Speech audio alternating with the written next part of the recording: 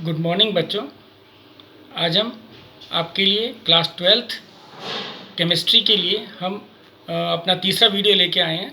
इस वीडियो में हम आपको नर्स्ट इक्वेशन के बारे में बताएंगे। नर्स्ट इक्वेशन को समझने के लिए हम नर्स्ट के अकॉर्डिंग देखेंगे इलेक्ट्रोड पोटेंशियल क्या होता है। नर्स्ट के अकॉर्डिंग इलेक्ट्रोड पोटेंशियल जो होता है, there are two types of pressure between metal and its salt solution. Nernst कहता है कि अगर कोई मेटल को उसके सॉल्ट सोल्यूशन में डाला जाए तो दो तरह के प्रेशर बनते हैं। एक होता है इलेक्ट्रोलाइटिक सोल्यूशन प्रेशर जिसे कहते हैं, और दूसरा ऑस्मोटिक प्रेशर होता है। जो इलेक्ट्रोलाइटिक सोल्यूशन प्रेशर है ये हमारा एनोड पर होता है। यहाँ पर मेटल जो होती है वो टेंडेंसी होती है उनके इलेक्ट्रॉन को लूज करके आयन बनाने की। वो आयन जो होते हैं वो सोल्यूशन के अंदर चले जाते हैं और इलेक्ट्रॉन्स जो होते हैं वो मेटल पर रह जाते हैं, और ये इलेक्ट्रॉन्स मेटल पर एक्यूमुलेट करते हैं, जिसकी वजह से मेटल रॉड जो होती है वो पॉजिटिवली चार्ज्ड हो जाती है। और इस प्रोसेस को हम ऑक्सीडेशन ऑफ मेटल बोलते हैं। जैसे मेटल है, मेटल ने इलेक्ट्रॉन लूज करे तो मेटल हमारा क्या हो गया, पॉजिटिव चार्ज्ड बन गया। ऐसे ही ऑस्मोटिक प्रेशर ये हमारा कैथोड पर होता है, और इस प्रेशर के कारण जो मेटल आयंस जो सोल्यूशन के अंदर प्रेजेंट हैं वो मेटल रॉड पर एक्यूमुलेट होने लगते हैं, और मेटल रॉड जो होती है वो पॉजिटिवली चार्ज एक्वायर करती है, और इसके लिए हम ये रिडक्शन ऑफ मेटल कहलाता है। देखो ये आयन है, ये इलेक्ट्रॉन लेकर मेटल से, और ये न्यूट्रल हो गए, मेटल में कन्वर्ट हो गए। अब देखो दो तरह के इलेक्ट्रोड बने, पॉजिटिव चार्ज इलेक्ट्रोड बना, नेगेटिव चार्ज इलेक्ट्रोड बना। तो पॉजिटिव चार्ज इलेक्ट्रोड जो होता है it attract electron, so layer of negatively charge develop around it. जो पॉजिटिव चार्ज है वो इलेक्ट्रॉन्स को अट्रैक्ट करके अपने चारों तरफ नेगेटिव चार्ज डेवलप कर लेता है, जबकि नेगेटिव इलेक्ट्रोड अपने चारों तरफ मेटल आयन को अट्रैक्ट करके अपने पॉजिटिव चार्ज डेवलप कर लेता है, और इस तरह एक इलेक्ट्रिकल डबल लेयर बन जाती है मेटल और सॉल्यूशन के बीच में, जिसकी वजह से पोटेंशियल डिफरेंस बन जाता है। अब आते हैं नर्स्ट इक्वेशन पर। जब कोई मेटल रॉड अपने सॉल्ट सॉल्यूशन में डिप करी जाती है तो इलेक्ट्रोड पोटेंशियल डेवलप होता है मेटल रॉड और सॉल्यूशन के बीच में। इससे हमारा हाफ सेल बनता है, और ये हाफ सेल सॉल्यूशन में आयन के कंसंट्रेशन पर डिपेंड करता है और मेटल रॉड के पोटेंशियल पर डिपेंड करता है। तो नर्स्ट ने इन सब के लिए एक इक्वेशन डेवलप करी जिसको हम नर्स्ट इक्वेशन बोलते हैं।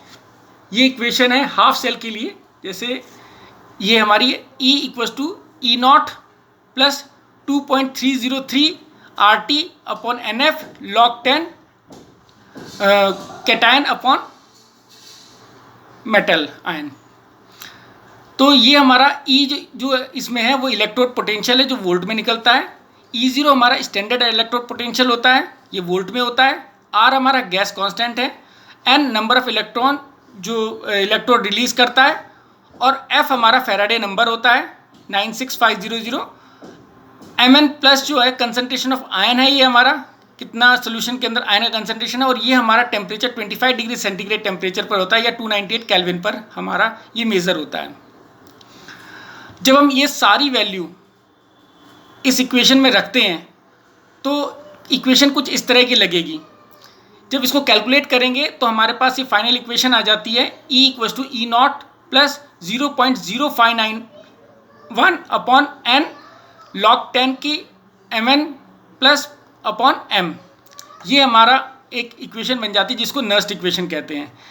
इस इक्वेशन में अगर कंसंट्रेशन ऑफ मेटल आयन यानी Mn प्लस हमारा जो है वो 1 है, तो ये भी हमारा 1 मोलरिटी होता है। जो सोल्यूशन का में आयन का कंसंट्रेशन है वो 1 मोल होता है। तो इस तरह जो हमारा यहाँ पर log 10 निकलेगा, और log 10 की वैल्यू हमारी 0 होती है, जिसकी वजह से ये पूरी की पूरी टर्म हमारी 0 हो जाएगी, यानी electrode potential standard electrode potential के बराबर आ जाएगा। अब आते हैं application of Nernst equation. Nernst equation का हम यूज़ कहाँ करते हैं? नर्स्ट इक्वेशन का यूज़ इलेक्ट्रोड पोटेंशियल को कैलकुलेट करने के लिए करते हैं। किसी भी टेम्परेचर और कंसंट्रेशन के अंदर। इसकी वजह से इस नर्स्ट इक्वेशन की हेल्प से हम किसी भी सॉल्यूशन का पीएच निकाल पाते हैं, सॉल्युबिलिटी प्रोडक्ट निकाल पाते हैं, इक्विलिब्रियम कांस्टेंट भी किसी रिएक्शन का निकाल लेते हैं। अब आता है स्टैंडर्ड इलेक्ट्रोड पोटेंशियल क्या होता है। Standard electrode potential when a metal rod is kept in a solution having concentration of its ion 1 mole 1 m temperature maintained at 25 degrees and electrode potential developed is called standard electrode potential। यानी कि अगर कोई metal rod अपने ion solution में जो कि 1 molar solution है उसमें डिप है और टेम्परेचर हमारा 25 डिग्री सेंटीग्रेड है, तो उनके बीच में जो इलेक्ट्रोड पोटेंशियल डेवलप होगा वो हमारा इलेक्ट्रोड स्टैंडर्ड इलेक्ट्रोड पोटेंशियल होगा। और इसमें जो ऑक्सीडेशन पोटेंशियल है वो रिडक्शन पोटेंशियल के बराबर होगा। अब नर्स्ट ने अब एक रिलेशन आती है जो नर्स्ट इक्वेशन और इक्विलिब्रियम कांस्टेंट को रिलेट करती है। ये तो देखो हमारा ये इक्वेशन है हमारी E cell equals to E naught cell minus 0.591 upon N log 10 to power Q C हमारा इक्विलिब्रियम कांस्टेंट की तरह होता है। ये हमारा डैनियल सेल है। यहाँ पर देखो आयन का ये इक्वेशन है जिसमें आयन का कंसंट्रेशन हमें फाइंड आउट करना है। जब हमारा सॉल्यूशन इक्विलिब्रियम पर होगा तो जिंक आयन का कंसंट्रेशन कॉपर आयन के कंसंट्रेशन के बराबर हो जाएगा।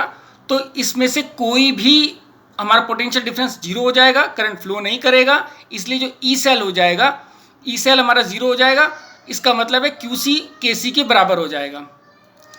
तो ये सारी वैल्यू जब पुट करेंगे तो ई सेल की वैल्यू हम जीरो पुट करेंगे और बाकी तो हमें ये वाली इक्वेशन मिलेगी।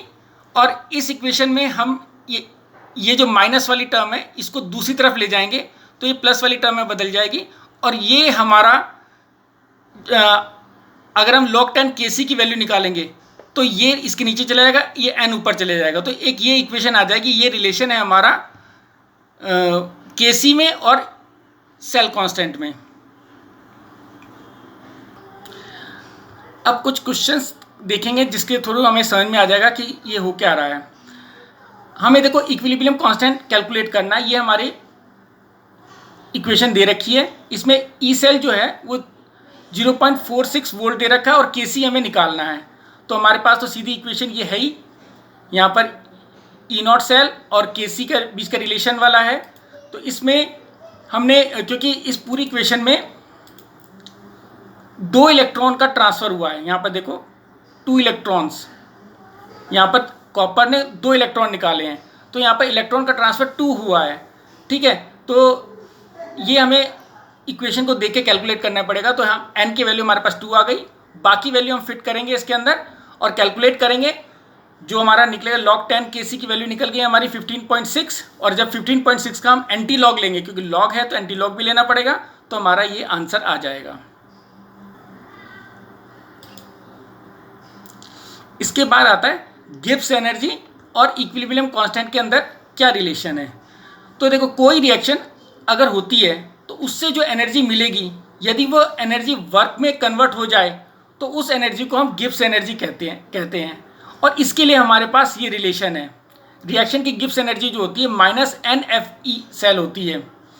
जो यहाँ पर G है ये चेंज इन गिब्स एनर्जी है, N हमारे नंबर ऑफ इलेक्ट्रॉन कितने निकले, F हमारा फैराडे नंबर होता है, तुम्हें पता है 96500 होता है, ई सेल हमारा सेल पोटेंशियल होता है और ये इंट्रिंसिक प्रॉपर्टी है, और जी हमारी एक्सट्रिंसिक प्रॉपर्टी है। इसको तुम्हें याद रखना है। अगर हम कंसंट्रेशन ऑफ डैनियल सेल को 2 से मल्टीप्लाई करेंगे तब गिब्स एनर्जी जो है वो cell potential, when we multiply concentration of Daniell cell by 2 then only Gibbs energy will affected while cell potential remain same. Cell potential same रहेगा जबकि Gibbs energy उसकी अफेक्ट होगी अगर हम डैनियल सेल के कंसंट्रेशन को 2 से मल्टीप्लाई करते हैं तो। यानी कि कंसंट्रेशन को अगर कम और ज़्यादा करने से गिब्स एनर्जी पर प्रभाव पड़ता है, सेल पोटेंशियल में कोई प्रभाव नहीं पड़ता। अब हम देखते हैं गिब्स एनर्जी जो होती है वो एग्जैक्ट नंबर ऑफ इलेक्ट्रॉन पर डिपेंड करती है। If the concentration is unit, then Gibbs energy will called as standard Gibbs energy of the reaction. अगर concentration unit है तो हमारे गिब्स एनर्जी को स्टैंडर्ड गिब्स एनर्जी कहते हैं. तो देखो ये हमारा गिब्स एनर्जी का फार्मूला हो गया और ई सेल का फार्मूला हमारा ये है. और ई सेल के फार्मूले को जब इसके अंदर फिट करेंगे, हम ई सेल की जगह ये फार्मूला लिख देंगे तो हमारा ये बनेगा एन एफ से एन एफ कट गया हमारा, और हमारे पास एक रिलेशन आ गई G equals to -2.303 RT log 10 Kc. तो ये इक्वेशन हमारी गिब्स एनर्जी और केसी के बीच में रिलेशन होगी. अब देखते हैं स्टैंडर्ड क्वेश्चन के थ्रू देखेंगे. The standard electrode potential of Daniell cell is 1.1 volt. Calculate standard Gibbs energy for the reaction. देखो ये हमारी एक इक्वेशन है. तो इस इक्वेशन में हमने ये वाला फार्मूला लगाना है G equals to -NE cell. इसमें आपको पता है 2 इलेक्ट्रॉन रिलीज हुए हैं तो इसलिए n की वैल्यू इसमें 2 आएगी. F फैराडे नंबर हमारा ये है और ई सेल हमारा 1.1 वोल्ट है. तो जब हम ये सारी वैल्यू फिट करते हैं तो हमारा जो हमारा डेल्टा जी की वैल्यू आ जाती है ये इस तरह. अगर हम दूसरा क्वेश्चन है calculate the potential of hydrogen electrode in contact with a solution whose pH is 10. तो इसमें हमें हाइड्रोजन इलेक्ट्रोड का पोटेंशियल कैलकुलेट करना है जिसका pH हमारा 10 है. तो अगर pH 10 दे रखा है ये सेल निकालना है हमें. हमारा जो सेल रिएक्शन है हमारी वो है ये प्लेटिनम इलेक्ट्रोड है, हाइड्रोजन 1 बार प्रेशर है इसका. 10 pH का मतलब है कंसंट्रेशन ऑफ आयन. देखो यहाँ पर pH हमारा 10 हो गया minus log H plus ion. तो इससे अगर हम H प्लस आयन की वैल्यू निकालेंगे तो हमारा H प्लस आयन का कंसंट्रेशन लगेगा 10⁻⁻10 मोल. और इसमें हमने नर्स्ट इक्वेशन लगा देनी है. तो नर्स्ट इक्वेशन में ई सेल हमारा 0 है, N हमारा 1 है क्योंकि हाइड्रोजन 1 इलेक्ट्रॉन देता है. तो और हमारा जो हाइड्रोजन आयन कंसंट्रेशन 1 हमारा है तो ये 10⁻⁻10 m आएगा. तो इसको जब हम वैल्यू को हम लगाएंगे तो यहाँ पर इसकी जगह 0 लगाया हमने और n की जगह भी हमने यहाँ n की जगह 1 ही है, 1 आएगा. बाकी हाइड्रोजन हमारा 1 मोलर सोल्यूशन है और ये हमारा इसका जो कंसंट्रेशन आया 10⁻10 हमने निकाला था. तो इसको कैलकुलेट करेंगे तो हमारे पास ये इतने वोल्ट आ जाएगा. ये हमारा आंसर हो जाएगा. इसी तरह अगला क्वेश्चन है हमें ईएमएफ ऑफ सेल कैलकुलेट करना है. रिएक्शन हमारी ये है. इसमें ई सेल हमारा को दे रखा है, ई नॉट सेल दे रखा है 1.05 वोल्ट और ई सेल हमें निकालना है.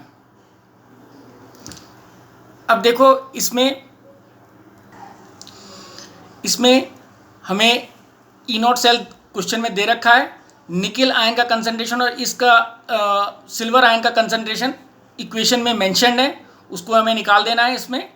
और बाकी जो है n हमारा यहाँ पर 2 इलेक्ट्रॉन्स आया है और इसको पूरी इक्वेशन को अगर हम सॉल्व करेंगे तो हमारा आंसर आ जाएगा 0.91 वोल्ट. अब एक और क्वेश्चन है the cell in which the following reaction occur. एक ये हमारी रिएक्शन है, इसमें ई सेल हमारी इतना दे रखा है और ये 298 केल्विन पर है. ठीक है. Calculate standard Gibbs energy and equilibrium constant for the reaction. इस वाले क्वेश्चन में n की वैल्यू तो 2 दे रखी है. अगर हम NFE ई नॉट सेल से को लगाते हैं तो यहाँ पर 2 आ जाएगा n की जगह, F की जगह 96500 आ गया और ई सेल हमें गिवन है. तो इसको कैलकुलेट करने पर हमें मिला 45.54 किलो जूल. इसके बाद हम डेल्टा जी और केसी के बीच का रिलेशन लगाएंगे. NF से NF कट गया था, ये तो मैं पहले ही बता दिया था. तो यहाँ पर log केसी की वैल्यू अगर हम इससे के थ्रू कैलकुलेट करेंगे तो यहाँ पर R की वैल्यू भी हमें पता है, T की वैल्यू भी गिवन है और इन सब और G की वैल्यू हमने पहले ही निकाल दी है. तो ये सब वैल्यू पुट करने पर हमें 7.98 आया और जिसको अगर हम एंटी लॉग निकालेंगे तो 9.6 × 10⁻7 हमारा आंसर आ जाएगा. इसके बाद हमारे पास एक और क्वेश्चन है why sodium ion not react with water but sodium metal actively react with water.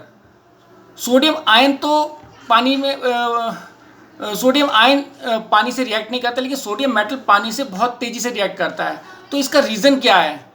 Answer है, it is not explain on the basis of Arrhenius theory, but later it was found that properties of ions and atoms are different. Arrhenius theory के through तो हम इसको नहीं कर सकते, लेकिन हमें पता है कि आयन की प्रॉपर्टी और एटम की प्रॉपर्टी दोनों की अलग होती है। Hydrogen gas is insoluble in water, but hydrogen ion exist in solution. Hydrogen gas जो होती है वो तो पानी में घुलती नहीं है, लेकिन हाइड्रोजन आयन पानी में घुल जाते हैं। क्लोरीन गैस पंजेंट स्मेलिंग है, लेकिन उसके जो आयन है उसके अंदर ऐसी स्मेल नहीं आती है। इसी कारण से सोडियम आयन जो है वो रिएक्ट नहीं करते पानी के साथ, जबकि मेटल रिएक्ट करता है। अब एक चीज़ है कि इलेक्ट्रोकेमिकल सीरीज, अभी तुमने देखा होगा कि इलेक्ट्रोकेमिकल सीरीज अरेंजमेंट है स्टैंडर्ड इलेक्ट्रोड पोटेंशियल का इंक्रीजिंग ऑर्डर में, और ये सीरीज तुम्हें याद करनी बहुत ज़रूरी है। ठीक है, तो इस तरह हमारा ये वाला पार्ट भी ख़त्म होता है। धन्यवाद।